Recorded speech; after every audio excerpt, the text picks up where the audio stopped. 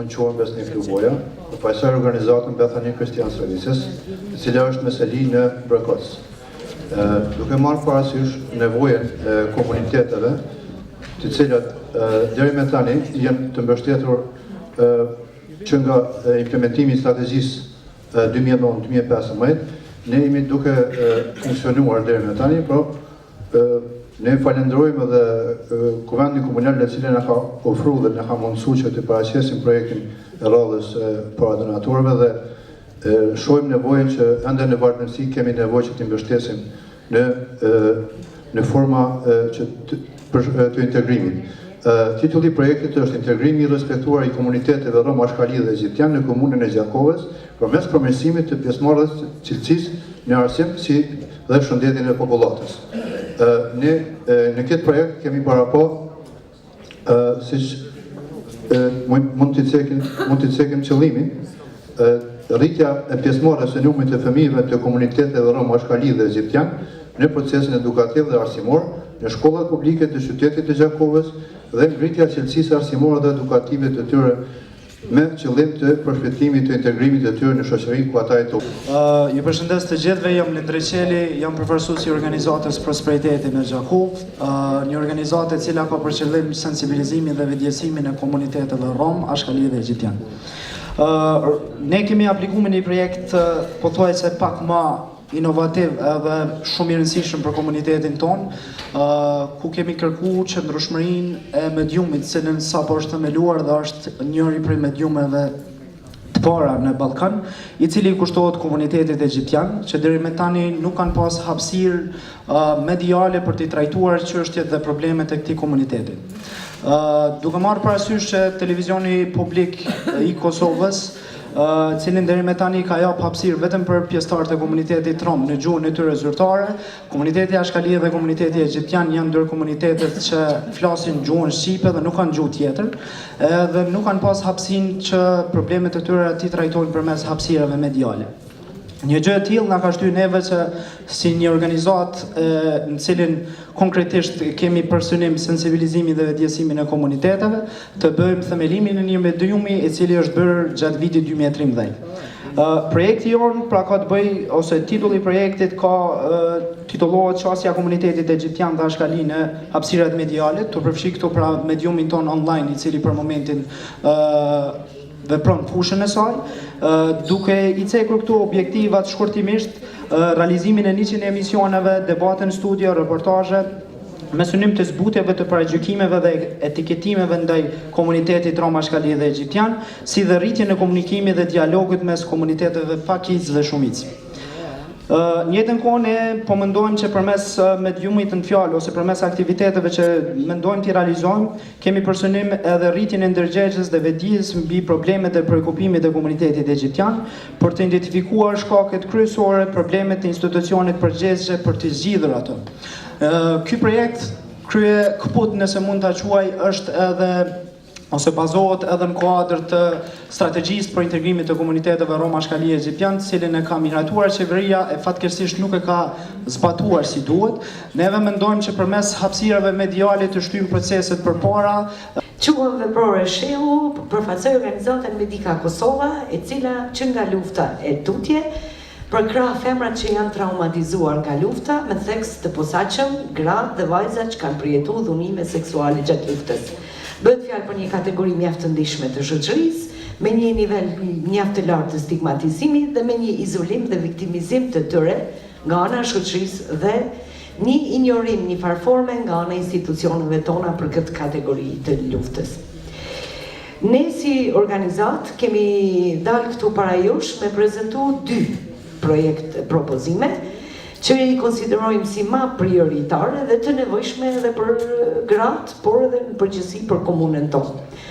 Projekti i parë, të cilin ne duam ta prezantojmë, është kompletimi i investimeve në qumshtorën e Medika Kosovës. Qumshtore kjo që është ndërtuar që në fund të vitit 2010 dhe është kompletuar me një pjesë më të madhe të pajisjeve në gjysmë të vitit 2011 dhe që pret të përfundoj edhe disa investime të mbetura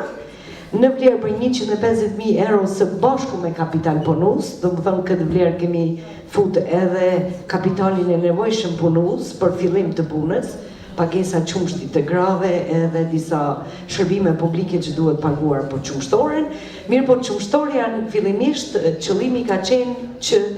ti shërbej grave fermere të kësaj kategorie që janë traumatizuar nga lufta,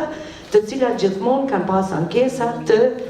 mungesës së një rjeti të dorëzimit të qumshtit, me qenë se në vitin 2009 kemi fillu me projekte për regenererimin e të ardhurave në sektorin e bujqësisë, krahas projekteve tona rehabilituese dhe sociale për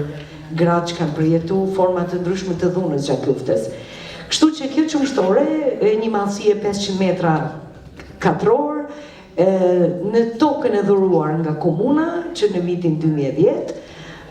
do t'i shërbej këtyre grave duke i mbledhur qumshtin, por është një projekt kapital edhe për nevojat të shoqatës sonë, sepse dikunja 50 gra fermiere do të arrijnë të dorëzojnë qumshtin aty, ndërsa në të njëjtën kohë edhe ne si organizat do të krijojmë qëndrueshmëri të shërbimeve tona për të drejtat e grave për këtë kategori dhe njëkohësisht do të ofrojmë mundësi të punësimit për gra të komunës së Gjakovës. Fillimisht ky projekt nëse arrin të hapet do të ketë mundësi 15 gra, po shprehë parë po shoh që piçandoren me ma limitu prezantimin.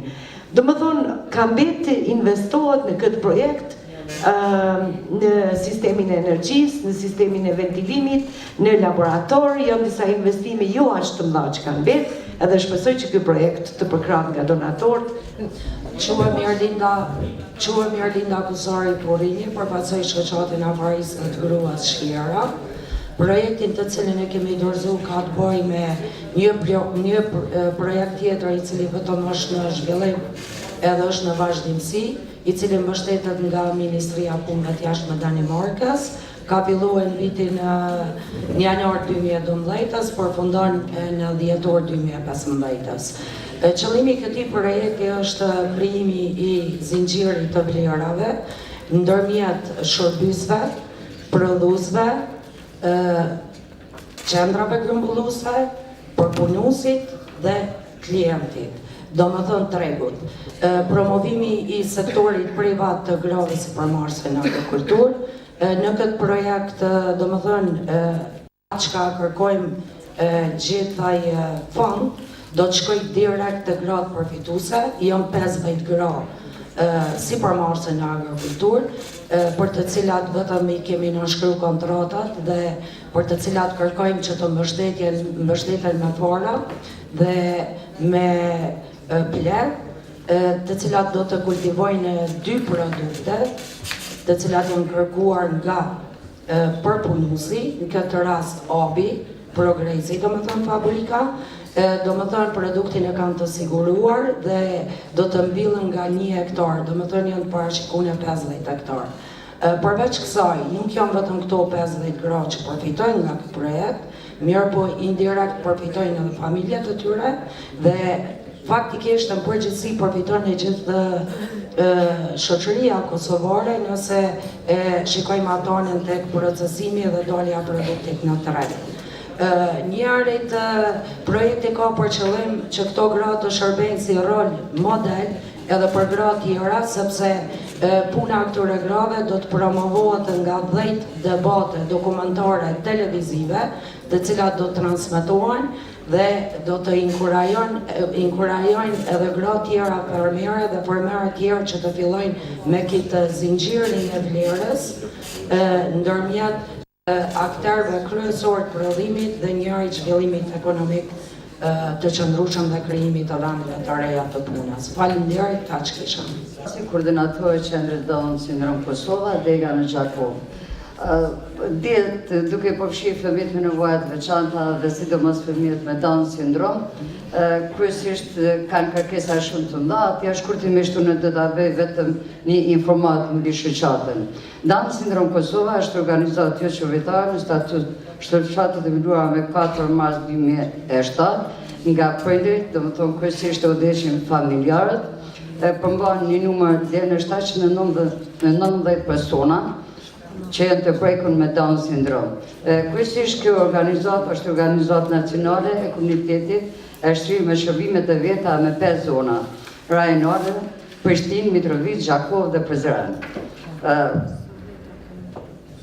DESKA, si organin tënë, ka grupin mbështetës të prindve dhe ekipin e ekspertëve në fushat e gjenetikës, pediatrisë, defektologjisë, punonës social, psikologjisë dhe ekspert të arsimit. DESKA menaxhohet nga bordi drejtues e përvojë nga 7 anëtarë të emëruar nga Kuvendi Anëtarëve të organizatës dhe personelin me punë ditore dhe operative, drejtorin ekzekutiv, zëvendës drejtorin, administratorin e organizatës, financë menaxher, koordinatorët, menaxherët e qendrave dhe personelin në implementimin të aktiviteteve. Kryesisht ky bord është që udhëheqjen familjarë që i kanë fëmijët e tyre të prekur me sindromin Down. Me këtë ju japim me kuptues që është një qendër serioze që mendon gjithmonë vetëm për pikat për jetesën e tyre, jo vetëm për një projekt që të kryet në mënyrë formale. Andaj, ne si organizatën Fani Komisione jam prind me fëmijën me Down syndrom, pakës ndjen emocionalisht e prekur. Në komunën e Gjakovës, me projekt propozimi synohet që fëmijët me sindromin Down të grup moshave 16 deri në 40 vjeçar të zhvillojnë potencialin e tyre duke i kyçur në aftësimin dhe trajnimin profesional dhe socializimin e tyre, ku përfitojnë në kuadër këtij projekti. Domethënë projekti është për aftësimin profesional. Qëllimi është të qelim një kafene, e kemi në model në Prishtinë dhe janë të pësuar fëmijët me Down syndrom në udhëheqjen e personelit. Fakt, aty vetëm shkojnë, pinë kafe familjar, plus studentët që mirën me punime seminarike, janë të obliguar që të kryejnë nga 20 orë me punë praktike me aktivizime të ndryshme.